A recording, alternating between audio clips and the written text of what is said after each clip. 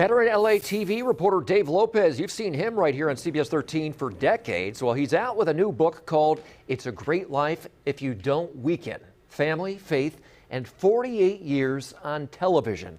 Dave is now retired. In case you didn't know, he is the brother of CBS 13's Tony Lopez. Yes, Dave, thank you so much for taking the time to talk with us about the book this afternoon. So first of all, just tell us about the decision to write a book after your retirement and your incredible career. Well, thank you very much. It's real nice to be here. I appreciate the time. I always wanted to write a book. I mean, ever since I was in the business, it was something that I wanted to do. I retired in June of 2020.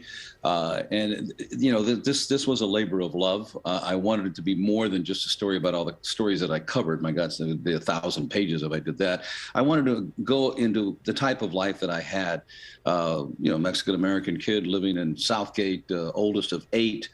Father and mother from Mexico, high school education. My father, a very prominent businessman, self-made man. My mother, just a saint, raising 8 kids and what have you, being able to take care of me and Tony. Tony's the baby.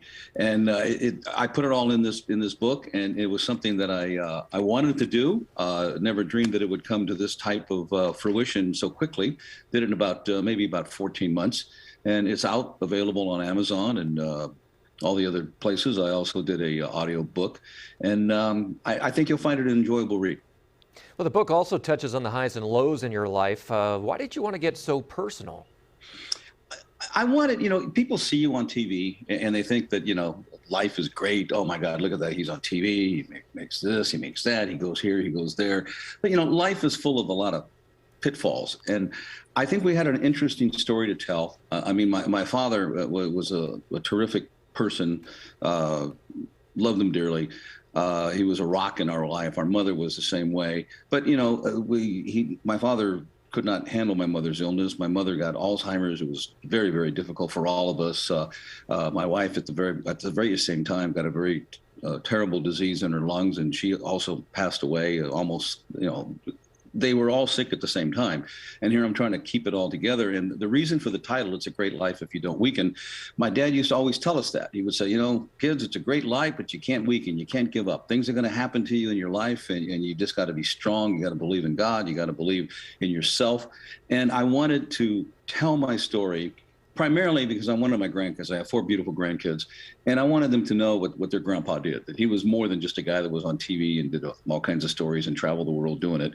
And I just want people to know that, you know, life is not a bed of roses, but if you have faith and you don't give up, you don't give in, you can conquer all. And that's what this book's all about.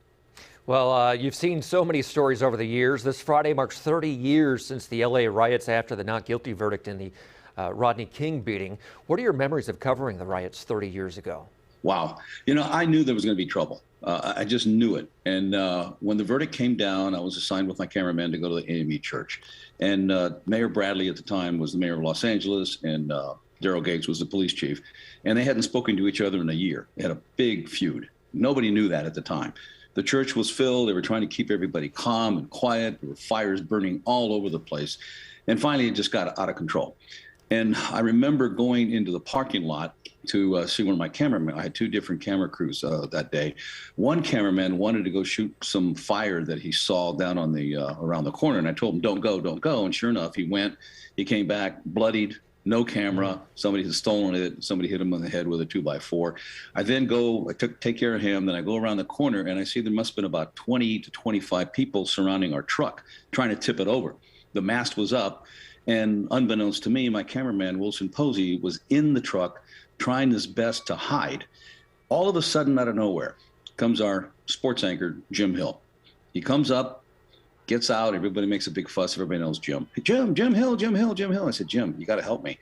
He goes to the crowd. He says, hey, guys, Lopez is a good guy. Leave him alone. Just leave the truck alone. They stopped. They dispersed. A very shaken Wilson Posey gets out. Our truck is spared. We're spared.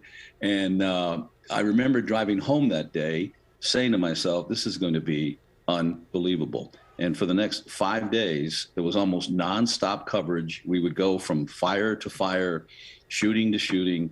It was a miserable, miserable time. I'm old enough to remember the Watts riots of 1965. I was an 18-year-old kid ready to start my senior year in high school then. This was worse. This was worse. I never felt like I was in any real danger except for that one night. In your career, it's just even watching some of that video, it just gives you goosebumps to think about just being there, and you've been able to witness so much.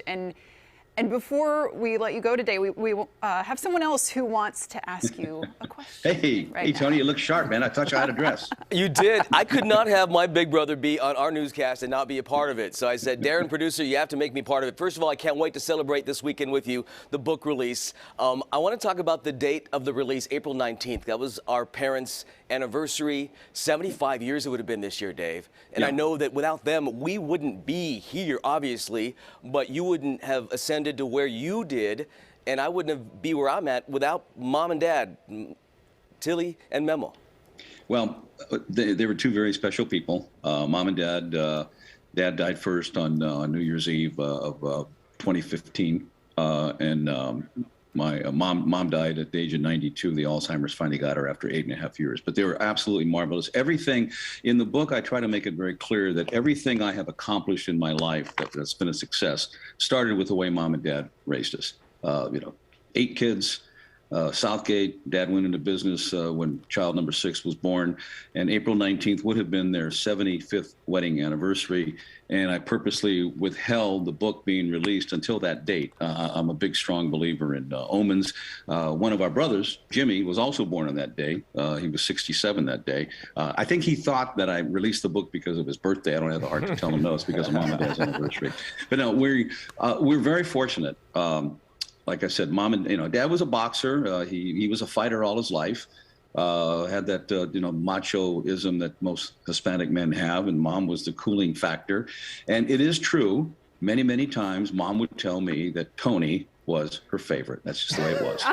There you go. Breaking news. Dave, we want to thank you and congratulations, and thank you for paving the way for our family and for my career as well. I appreciate your time. Well, thank you. It was my pleasure. I can't thank you folks enough, and buy lots of copies of the book. For sale on Amazon. All right, Lopez brothers, thank you very much. Okay, thank you.